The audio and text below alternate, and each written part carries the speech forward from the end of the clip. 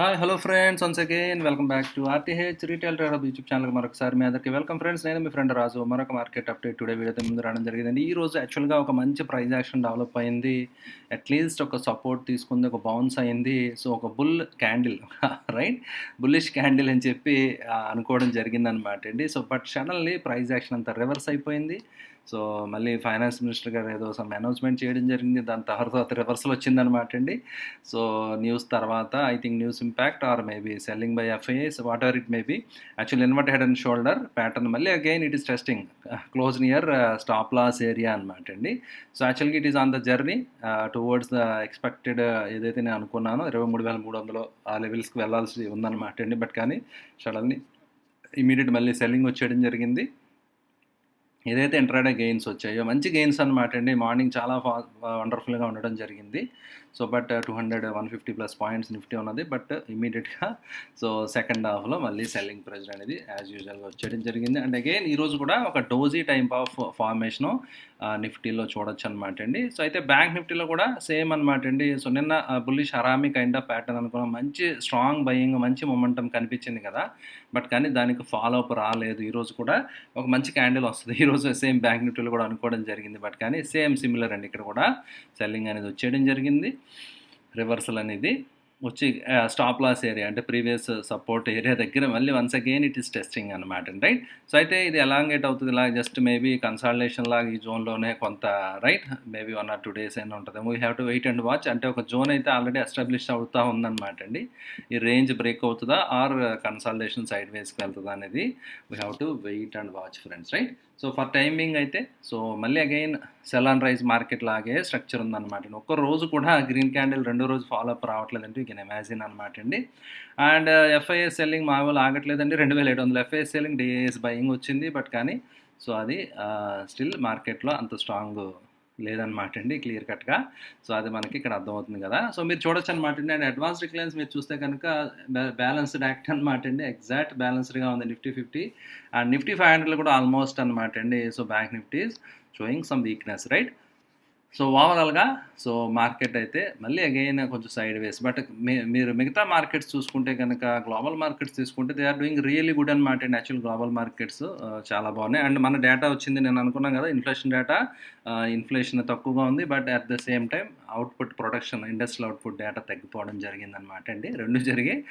And excuse me friends. And US సంబంధించి inflation అయితే కొంచెం పెరిగిందండి. యాక్చువల్ ఫోర్కాస్ట్ 0.3 అలాగే 0.4 కొన్ని డేటా పాయింట్స్ యాక్చువల్గా మీరు చూడొచ్చు అనమాట అండి.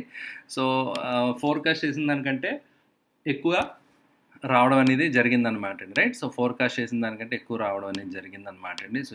సో అక్కడ కన్సర్న్స్ అక్కడ ఉన్నాయి. Right.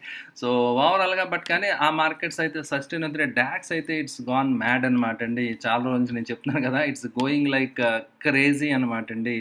Like extreme over bat జోన్స్లోకి వెళ్ళిపోతుంది అనమాట అండి. లైక్ పెరాబోలిక్ మూవ్ లాగా మీరు చూడొచ్చు అనమాట. ఇది మంత్లీ చార్ట్ అనమాట అండి.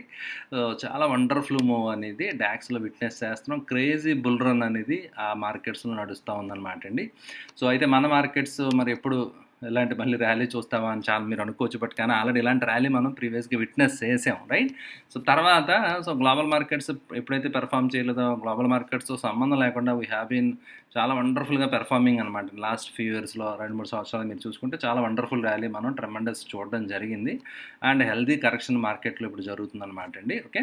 So this is part and parts of the game. Corrections అనేవి మార్కెట్లో ఆబ్వియస్ అనమాట అండి. కంటిన్యూగా పైకి వెళ్ళిపోదు కదా. బట్ కానీ ఇక్కడ కూడా కరెక్షన్ రావాలి అండ్ మళ్ళీ చిన్న మొట్టికాయలు పడతాయి. దట్ ఈస్ ఆబ్వియస్ అనమాట అండి. But for time being crazy bull run అనేది డాక్స్ మీరు ఇక్కడ అబ్జర్వ్ చేయొచ్చు అనమాట అండి.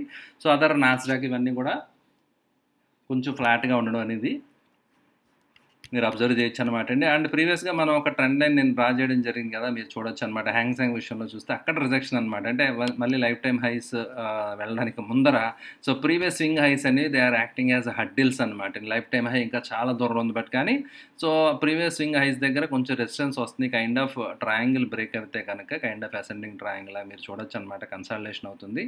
సో బ్రేక్ అయితే సో హ్యాంగ్‌సెంగ్‌లో కూడా సో మంచి టార్గెట్స్ వచ్చే ఛాన్సెస్ ఉంటాయి. బట్ కానీ రీసెంట్ టైమ్‌లో బాగానే బౌన్స్ అయితే అవ్వింది. అండ్ డిస్క్లైమర్ ఫ్రెండ్స్, నేను మీకు ముందే చెప్పాను, మన ఛానల్ రెగ్యులర్ ఫాలోయర్ తెలుసు కదా!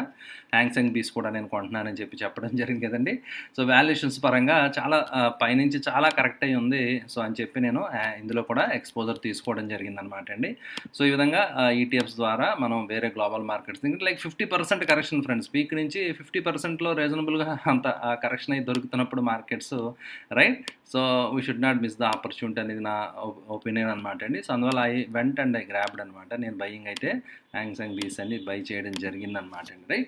అయితే మన ఛానల్ రెగ్యులర్ ఫాలో అయితే తెలుసు. ఇప్పుడు కాదు, నేను ఎప్పుడు బై చేశాను అప్పుడే చెప్పడం జరిగింది. అండ్ ప్రీవియస్గా కూడా మన ప్యాటర్న్ అవన్నీ కూడా డిస్కస్ చేసాం.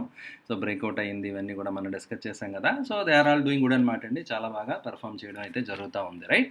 సో ఓవరాల్గా అదర్ మార్కెట్స్ అయితే నథింగ్ స్పెసిఫిక్ అనమాట అండి, మిక్స్డ్గా ఉన్నాయి. And coming to sector analysis friends, sector analysis విషయానికి వస్తే కనుక ఈరోజు ఏ సెక్టర్ ఎలా పెర్ఫామ్ చేసిందో ఒకసారి చూసేద్దాం అనమాట అండి.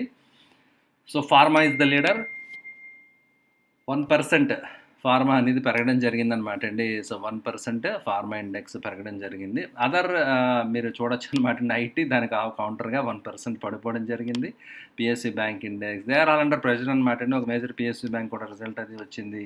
సో ఓవరాల్గా సో మీరు చూస్తే కనుక ఇట్స్ ఏ మిక్స్డ్ అనమాట అండి. సెక్టర్స్ వైజ్ స్పెసిఫిక్ ఏమీ లేదు, అన్నీ మిక్స్డ్గా ఉండడం జరిగింది. అయితే స్మాల్ అండ్ మిడ్ క్యాప్స్లో మాత్రం ఇంకా కొంచెం సెల్లింగ్ అనేది కంటిన్యూ అవుతుంది అనేది ఇక్కడ మీరు విట్నెస్ చేయొచ్చు అనమాట క్లియర్గా.